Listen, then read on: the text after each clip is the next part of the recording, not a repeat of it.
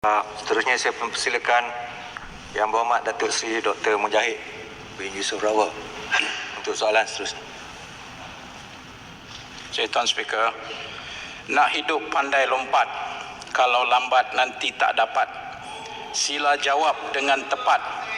Soalan saya nombor 4. Terima kasih Yang Berhormat Datuk Seri Dr. Mujahid. Silakan Yang Berhormat Kepala Menteri. Bismillahirrahmanirrahim. Terima kasih Datuk Seri Speaker. Jawapan untuk Kekanda Mujahid, Kekanda Paribunta. Saya tak bersedia dengan pantun tapi sedia dengan jawapan. Tuan Dipertua, kerajaan dari semasa ke semasa berusaha memastikan institusi pendidikan pondok, tahfiz, sekolah agama di negara ini sentiasa kekal berdaya saing, selari dengan aspirasi negara untuk memertabakkan institusi pendidikan Islam dalam mencapai dan mendepani cabaran revolusi industri 4.0. Bermula tahun 2017, Kerajaan Persekutuan telah menyediakan peruntukan khas secara one-off sebanyak 80 juta. Peruntukan ini merangkumi institusi pondok sebanyak 50 juta dan tahfiz sebanyak 30 juta. Manakala pada tahun 2018, Kerajaan Persekutuan telah memperuntukkan sebanyak 75 juta, institusi pondok diperuntukkan sebanyak 25 juta dan institusi tahfiz sebanyak 50 juta yang disalurkan melalui Kementerian Pembangunan Luar Bandar KPLB di bawah seliaan Giat Mara. Seterusnya pada tahun 2019, Kerajaan memperuntukkan sebanyak 100 juta secara one-off. Peruntukan ini merangkumi 25 juta untuk institusi pondok, 50 juta untuk institusi tahfiz dan 25 juta pula untuk sekolah agama yang disalurkan melalui Kementerian Pendidikan Malaysia. Keprihatinan Kerajaan Persekutuan berhubung perkara ini dapat dilihat menerusi pembentangan bajet 2020 iaitu sebanyak 100 juta diluluskan di mana 25 juta untuk institusi pondok, 50 juta untuk institusi tahfiz dan 25 juta lagi untuk sekolah agama. Keseluruhan peruntukan ini diagihkan melalui Jabatan Kemajuan Islam Malaysia.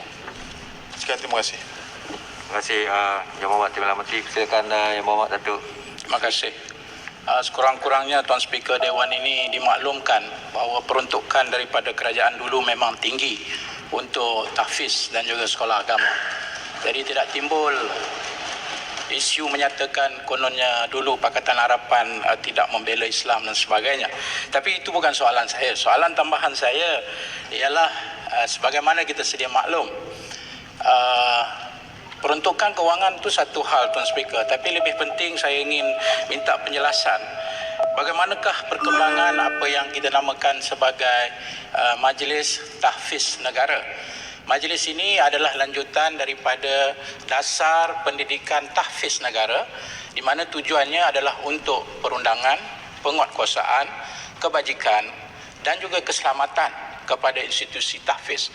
Malah semasa kita diberi amanah untuk menjaganya, kita bekerjasama dengan Kementerian Kebajikan, Keluarga dan Sosial untuk memastikan isu tahfiz yang sentiasa menjadi bahan fitnah dan menjadi isu di dalam masyarakat ditangani dalam bentuk satu majlis tahfiz negara yang kalaulah dilihat dari sudut timeline dia, sepatutnya pada Mac 2020 kami telah pun melancarkan majlis tahfiz negara itu.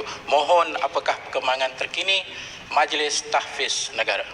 Sekian, terima kasih Tuan Speaker. Terima kasih Yang Berhormat. Silakan Yang Berhormat Kepala Menteri. Terima kasih kepada Kekanda Paribunta. Untuk makluman Dewan Yang Mulia ini, bahawa peningkatan peruntukan kepada semua institusi yang disebutkan tadi, pondok, tahfiz dan juga sekolah agama, itu peningkatan secara biasa dari tahun ke tahun. Apapun saya juga nak tegaskan kepada Dewan Yang Mulia ini, inisiatif pemberian kepada pondok-pondok dan juga sekolah tahfiz ini sebenarnya dimula di zaman tahun 2015 lagi, di zaman Kerajaan Barisan Nasional pada waktu itu. Jadi tidak timbul soal ini adalah merupakan perkara yang dimulakan oleh Kerajaan Pakatan Harapan. Berkaitan dengan soalan daripada Yang Berhormat berkaitan dengan Majlis Tahfiz Negara yang telah pun diluluskan penubuhannya pada September 2019, sedang giat membangunkan standard dan prosedur SOP bagi menggerakkan fungsi MTN, iaitu terma rujukan MTN, standard dan SOP pengiktirafan Hufaz, standard dan SOP penarafan institusi tahfiz peringkat rendah dan tinggi. Dalam erti kata lain, menerusi MTN kerajaan bukan sahaja dapat menjamin tahap keselamatan institusi tahfiz, tetapi juga menektaraf aspek pensijilan penarafan institusi tahfiz, dan pihak kerajaan akan terus komited untuk memperkasakan institusi tahfiz ini dan membentuk Hufaz sebagai pelapis generasi masa depan negara. Berkaitan dengan bila pelancaran akan dibuat, yang itu kita akan umumkan dalam masa yang terdekat ini, Yang Berhormat. Sekian, terima kasih.